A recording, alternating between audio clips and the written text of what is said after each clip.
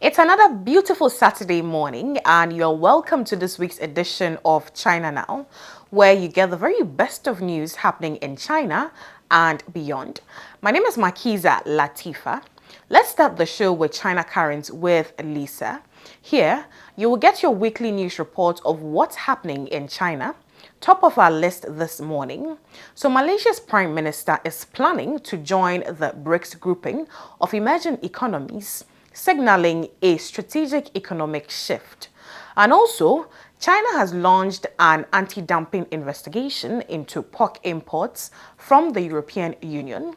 This move comes after the EU decided to impose new tariffs on Chinese electric vehicles. And the latter part of the show will focus on technology as a Chinese video game tops global sales. There's this and many more coming your way in the next few minutes. Stay with us. China Currents is a weekly news talk show from China to the world. We cover viral news about China every week and also give you the newest updates on China's cutting-edge technologies. Let's get started.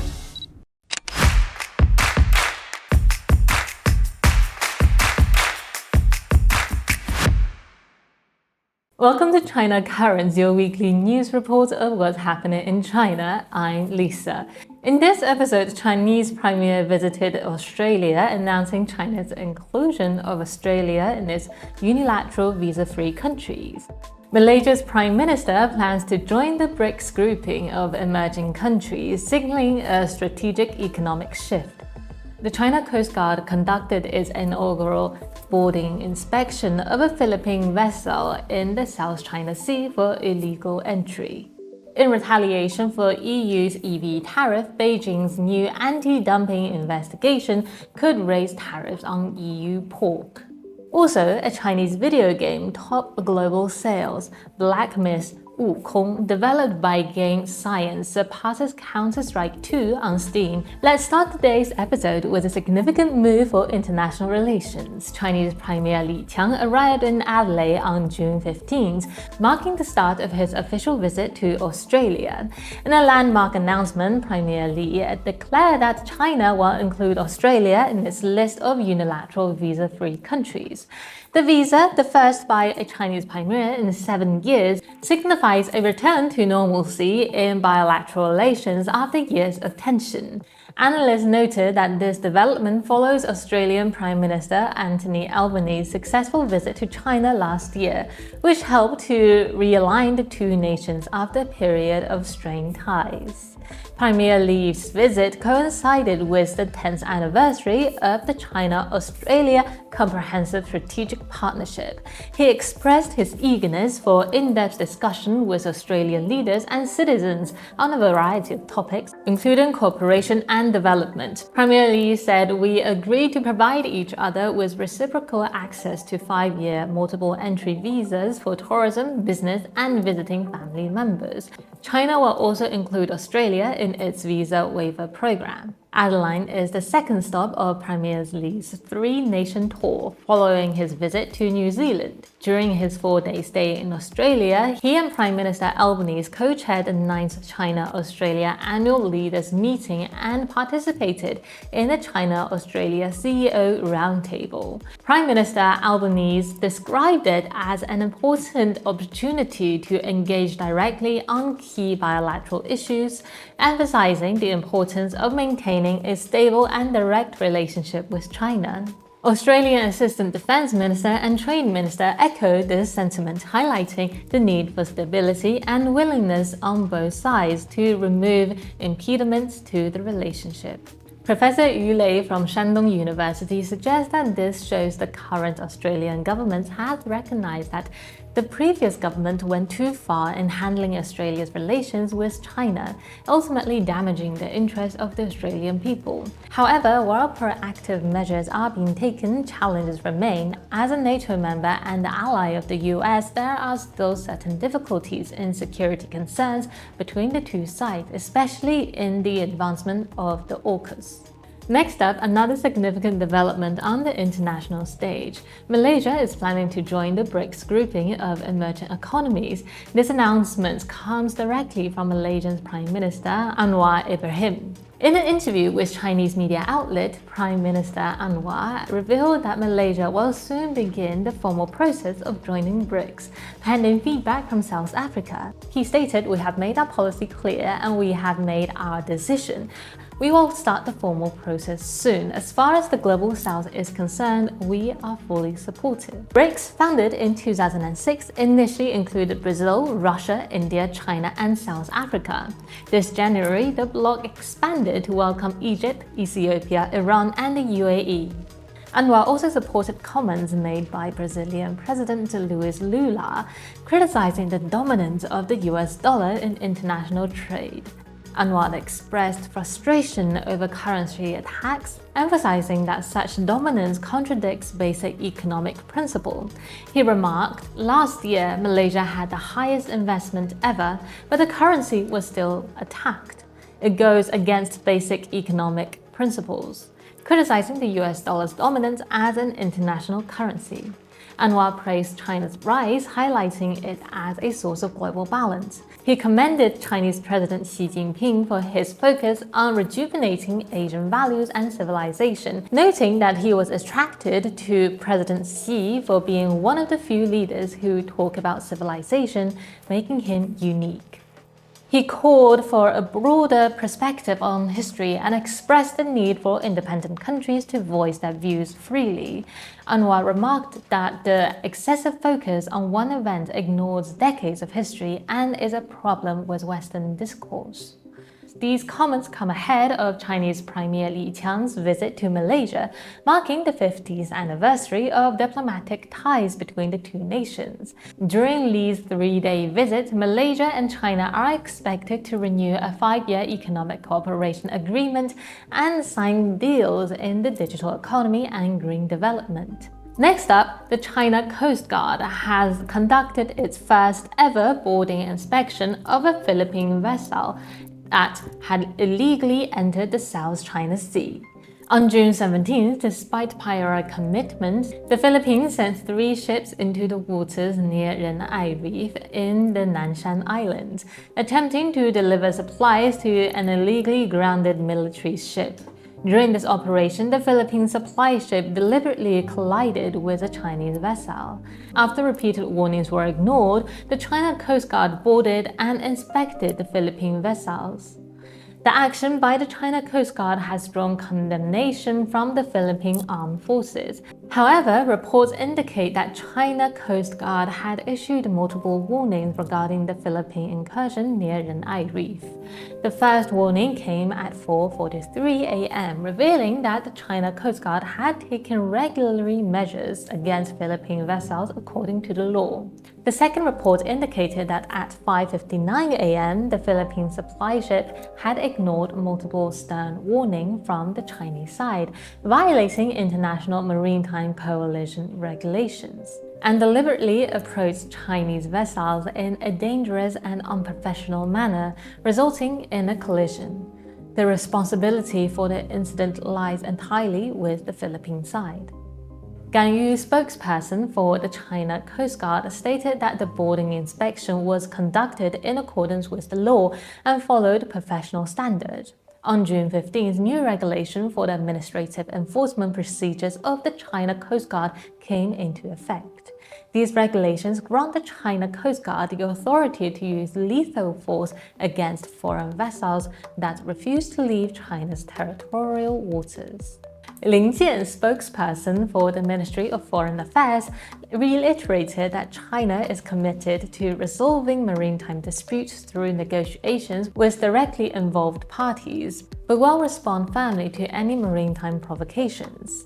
Dr. Ding Duo, Deputy Director of the Maritime Law and Policy Research Institute at the National Institute for South China Sea Studies, points out that in early May, the China Coast Guard conducted maritime rescue training dumping, demonstrating China's preparedness for emergencies and cautioned the Philippines against underestimating China's resolve. He stressed that China has a clear red line in the South China Sea dispute and is fully prepared for any contingencies.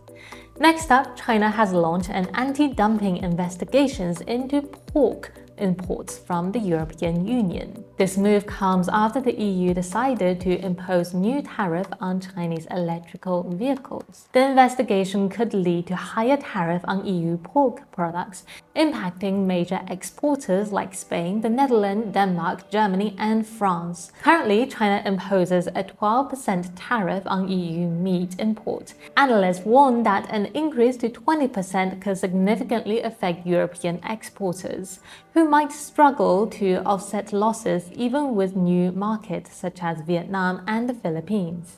China's Ministry of Commerce announced on Monday that the investigation will target various pork products imported from the EU for human consumption. This includes fresh, dried, smoked, preserved, cold, and frozen whole cut, as well as pig intestines, stomachs, and bladders.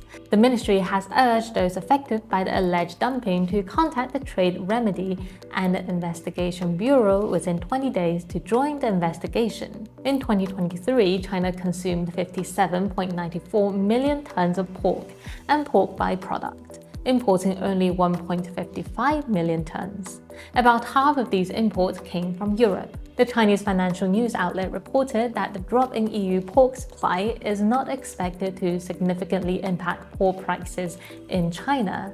However, many EU pig farms could suffer due to difficulties in finding new buyers for products not commonly used in European cuisine. Last year, Spain exported approximately 160,000 tons of pork products worth 1.2 billion euros to China. Following the investigation launch, Spain has called for trade talks. Spanish Agriculture Minister expressed hope for negotiations to avoid tariffs on Spanish agriculture products. The Netherlands and Denmark, which exported pork products worth $620 million and $550 million respectively in 2023, will also be affected. Commentators suggest that the rising demand for pork in China provides Beijing with leverage in trade negotiations with the EU. If necessary, China may consider increasing pork imports from Brazil and Russia. Next up, a Chinese video game has topped the global sale chart. Black Myth: Wukong, an action RPG developed by Chinese studio Game Science, has dethroned Counter-Strike 2 to become the highest grossing product on Steam for the week of June 4th to 11th. Game Science opened pre-orders for Black Myth: Wukong after debuting a new trailer at the Summer Game Fest 2024, reminding fans that the game is set to launch on August 20th. Currently, it's the most wish-listed upcoming title worldwide. As of June 17th, over 1.15 million people have pre-ordered the game, generating over 300 million RMB in sales, even at the lowest price point. The game's story is based on one of the four great classic novels of Chinese literature, 西游记, or Journey to the West, published in the 16th century during the Ming Dynasty and attributed to Wu Cheng'en. This epic tale spans 100 chapters and follows Sun Wukong, the Monkey King, who can pull a spear from his ear and is one of the protagonists of the story. Black Myth: Wukong is deeply rooted in Chinese mythology with the titular Wukong. Let's stay tuned for more updates on this highly anticipated game. And that's all for today. Thank you for watching this episode of China Current. And if you have any thoughts and comments about our show, please reach us at the email address below. Thank you, and I look forward to hearing from you. See you next time. Thank you, Lisa. Next on the show is a Global Arena with Charles Liu, a senior fellow at the Tahe Institute, and his discussion will focus on the tension between China and India and the problems that the tension created has brought about for the Indian electronics industry.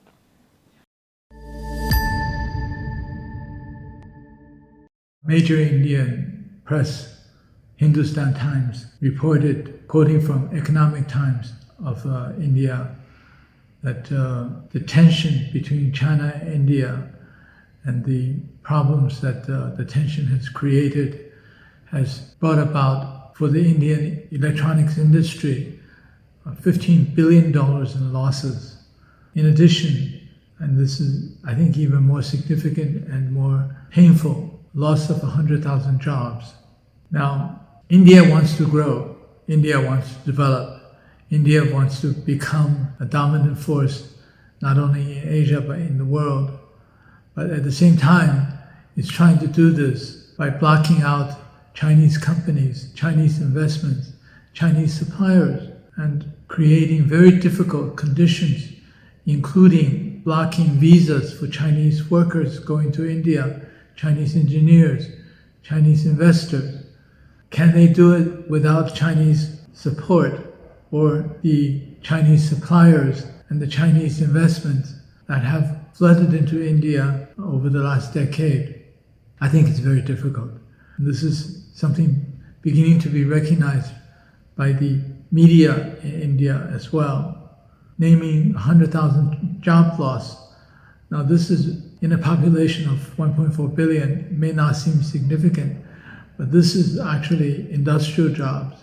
This is actually jobs that creates higher value than farm workers. So 100,000, the significance can be much, much higher than 100,000 job loss in the countryside.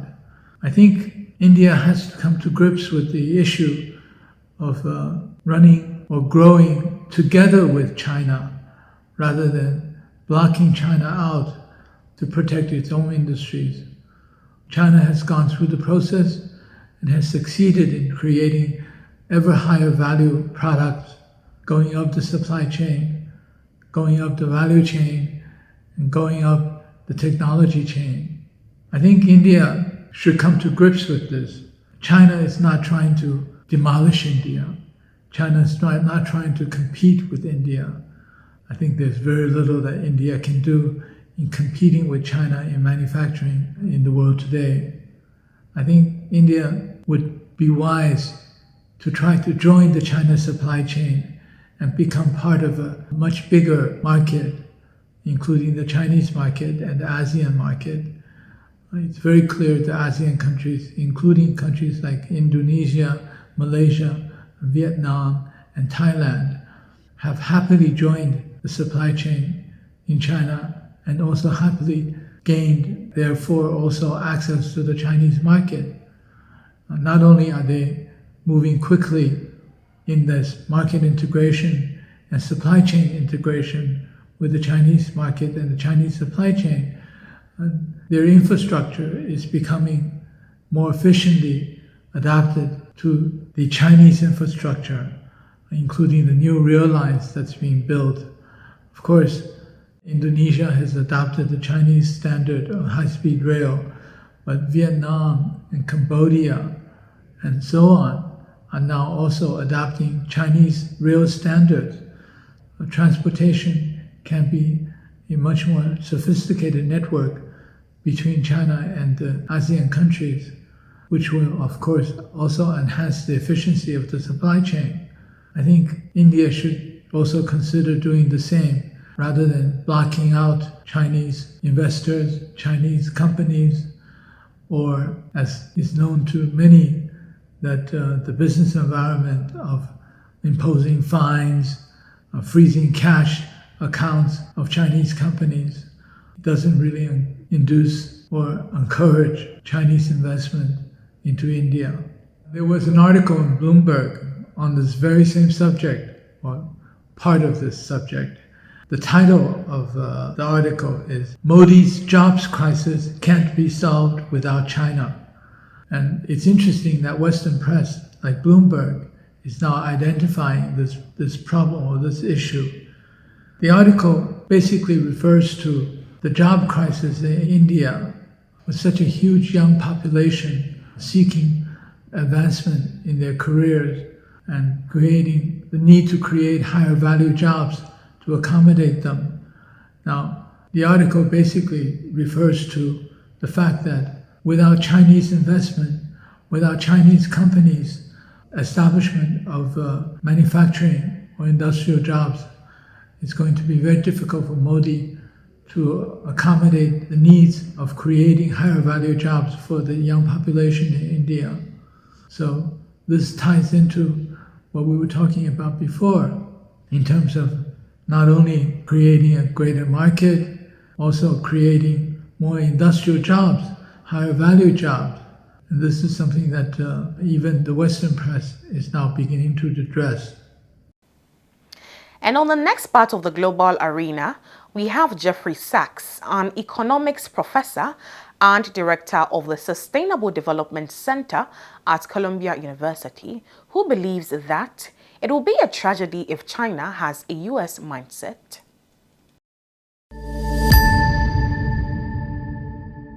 The U.S. entered the post-World War II period with absolutely two different kinds of approaches.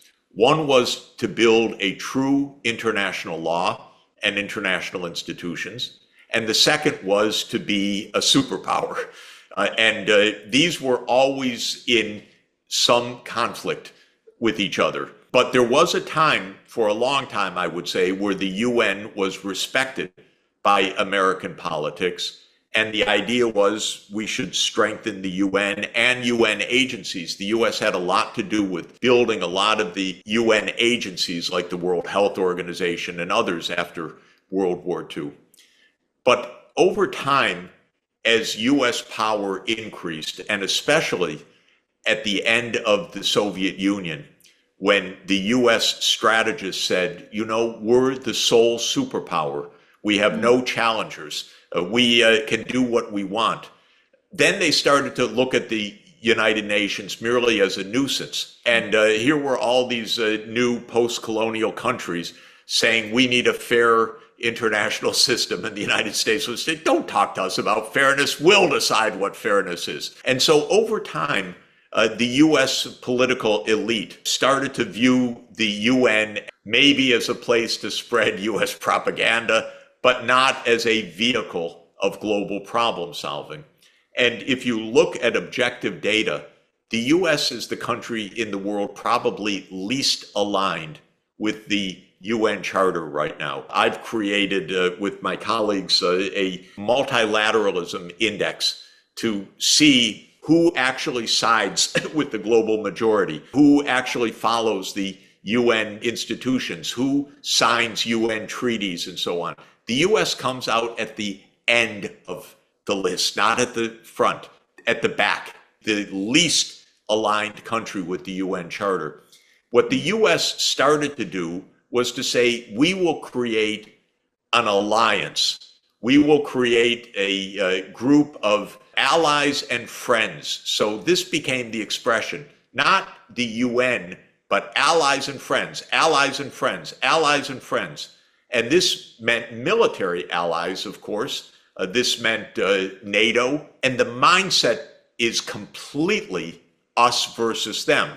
It's the US versus China. How dare China be so large and successful? We're the only superpower. So that became the US mindset. Now, it would be a tragedy if China took the view, well, the US has its alliance, now we'll have our alliance. In other words, dividing the world in two. Probably China would have the larger part of world population and so on. You look at the BRICS today, for example, they are about 36% of world output compared to 29% of world output of the G7 countries. But the idea should not be the US has its alliance, we need our alliance for our security or to save the world from the US alliance.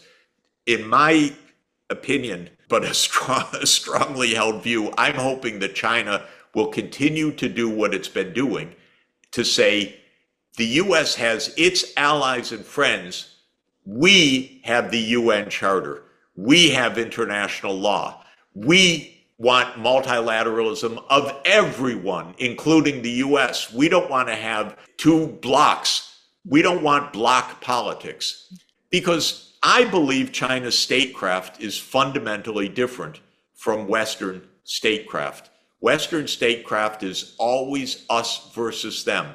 It's always a fight. It's always a war of all against all. If you listen to the realists, it's an anarchic world system, the way they call it, because they say there's no overarching power, so it's anarchy. But Confucian thought is something very different. Confucian thought is that's not anarchy. You need virtue. You need principles to live, and that can be what holds us together. So we don't need one dominant power. We don't need one hegemon. We need decency. We need virtue. We need proper behavior. This is what I hope China leads the world in showing, that this, quote, realist model is not the only model of statecraft. The idea of war of all against all is not the only model. And that, in fact, and I'll just summarize here, the United Nations will be 80 years old next year. That's not a lot of time in human history. We've only had 1 century so far of attempting international law. It started with the League of Nations, which didn't work. Now we have the UN, which is very fragile, and the US has increasingly turned its back on its own creation. But I don't want to give up on the UN. And I believe that for China's interest, by the way, interest as well as its vision, a strong UN system is the right kind of system. The United States does not recognize the doctrine of non-intervention. The United States is the #1 user of sanctions, not UN sanctions, US unilateral sanctions. That is intervention in other countries' affairs. The United States funds agencies like the National Democratic Institute and others to actually get into the internal politics of other countries. Are you kidding? Handle our own politics. We have enough problems agreeing on anything inside the United States. Don't meddle in the internal affairs of other countries. And the United States has 750 overseas military bases. What I propose is we end all overseas military bases, all of them. You know, if your naval vessel needs refurbishing in a naval yard, doesn't have to be an overseas naval base to do it. We could get along better if we didn't have all of this massive 80 countries of overseas U.S. military bases, where the U.S. meddles in the internal politics just about every place where it has a military base, because then the U.S. strategy says, oh, we don't want to get kicked out of here. We need a government that doesn't want to throw us out.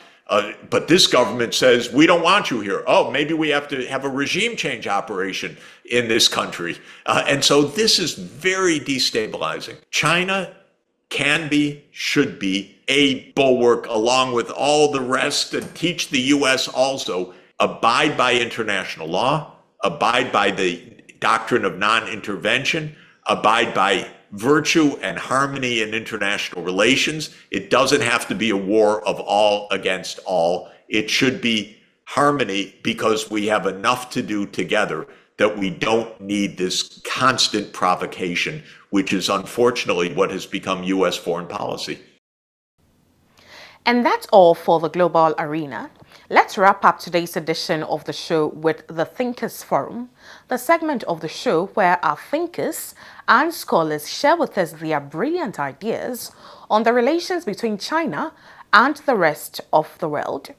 Our guest for today is Debar, a journalist and current affairs commentator who is going to speak on how American journalists view press freedom in the United States, and also share his thoughts on the gradual privatization of the broadcasting industry and its recent control by big capitals over the past few decades.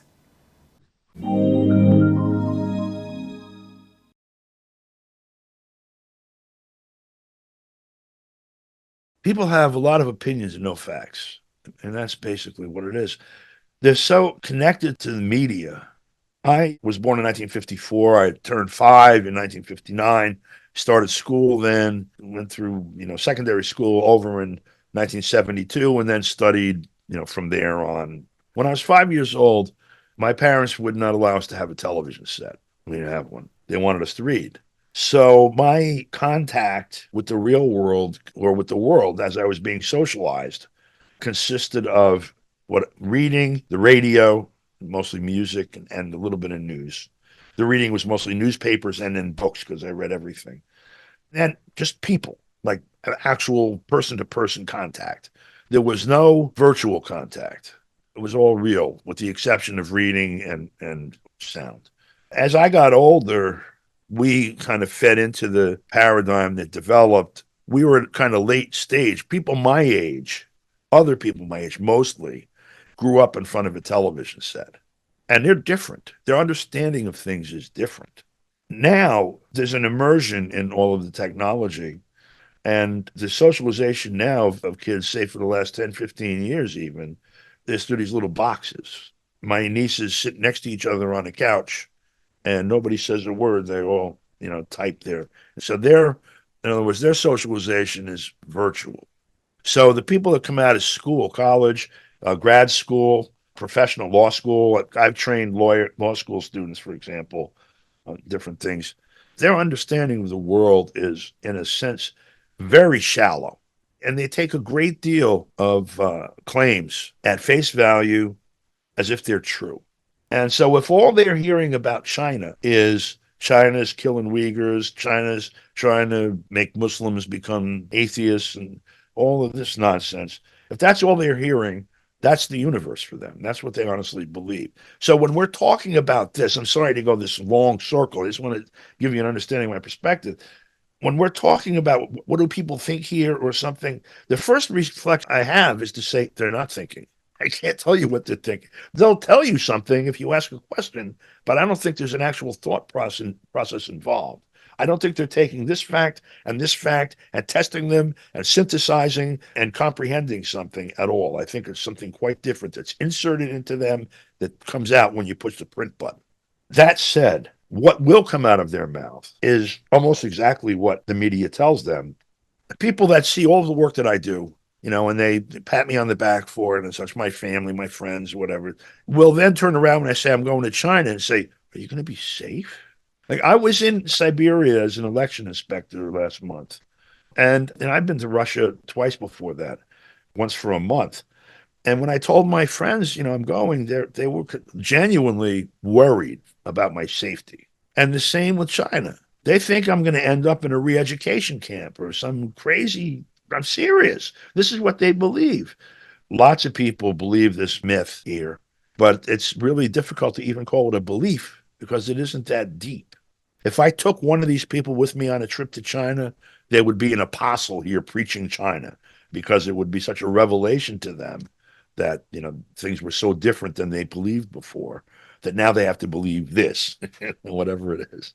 It's pretty scary when you consider this is the engine behind the U.S. military and intelligence apparatus and sort of the top structure or part of the top structure of the whole empire, that they can do just about anything and not really face a threat from the people here. I see what's this stuff going on in Georgia today. To me, it looks like the U.S. intel is trying to do another Maidan. They've got this the Foreign Agent Registration Act that the government wants to regulate some of the nonprofits that are in the country, like CIA. And the government, which is kind of captive, the elements of it are kind of captive of the West already, and the outside, and these nonprofits are tying, and the EU are dangling the possibility of Georgia joining the EU, which some people will make a lot of money if that happens. But they're tying it to this law and basically telling the people of Georgia that if this law regulating these nonprofits is passed, you'll never get in the EU. And it's the same thing that happened in Ukraine, was used as bait to organize this anti-government, protest. First of all, if you can understand anything, you should always have multiple alternative presentations of fact to consider. If I tell you someone is 5'11" and I tell you nothing else about them, you really don't know anything about them. Now go find him. He's 5 foot. person is 5'11"? Is it a he or a she? Do they weigh 5 pounds or 500 pounds? Do they limp on their left leg? The more data you have, the larger your data set, the more of an understanding you have about things. Here, across the board, and this is a phenomenon that I watched it develop. When I was 5 years old, I used to go to the store over the course of the day. In New York City, there were 6, 7 daily newspapers, and then there was a local one where I was in Irvington, New York, and then Ossining, New York. And it was my job to go assemble them as they came in, pick up the morning papers, pick up the afternoon paper, pick up the evening paper, because they came that way, and leave them for my father to read. I read them all myself. I learned the second or third day that I did that I had to fold them back just so and whatever. And so each of these papers, you would see stories, some big ones. Like I remember what they call the Cuban Missile Crisis here, for example, when in October 1962. I was 8 years old. I remember reading the Journal American, the Daily News, the New York Times, the Wall Street Journal, the Herald Tribune, and the Daily Mirror. They were talking about different things. On some issues like that, there was a unity of, I'll call it now, ideological perspective with respect to the Cuban Missile Crisis. Soviet Union was wrong, Cuba is evil, and we're right. That was true across the spectrum of coverage. But there were some very significant differences in the narrative and also in which facts were presented in different papers. And you also had multiplicity of television stations later, like this existed then. I didn't see it, but from 65 on, I saw it.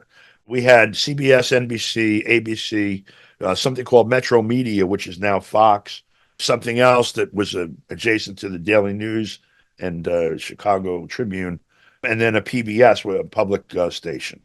Each one had their own news department, and each of the news departments presented what they thought was important. Sometimes there was a story in one that wasn't in any of the others, and it was of some significance. Other times they all covered the same story, but they told different tales. This changed over time, and I was watching it close. I was from say 1978 forward. I was involved as a public access television producer. In 1978, 79, while this was starting, saw that and got involved. And so from there, I was watching both the law around communications and also the practice and the business that was going on.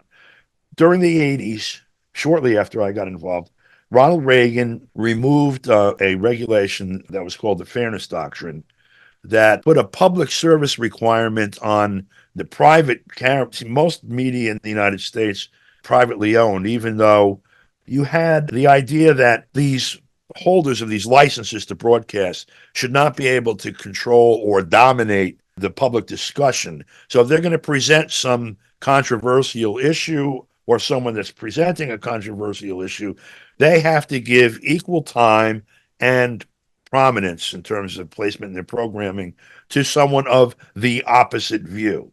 Now, I realize in reality it's not binary like that, and what they did was a binary system. That was called the Fairness Doctrine.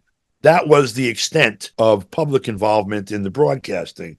They eliminated that in the 80s. In the 90s, both the rise of the internet and all kinds of social media starting to bud, they negotiated an entirely new regime for telecommunications in the United States called the Telecommunications Act of 1996. This was Bill Clinton and Al Gore and what are now the tech giants. And what that did was place control of the internet in the hands of these, in essence, private interests. I mean, you have internet, you have Google and Microsoft and all these monsters. And as these things happened, the ownership of the newspapers, where I had 7, now there's 2, and they're owned by the same company, and the New York Times, so there's 3, because the Wall Street Journal and the New York Post are both owned by Murdoch, for example.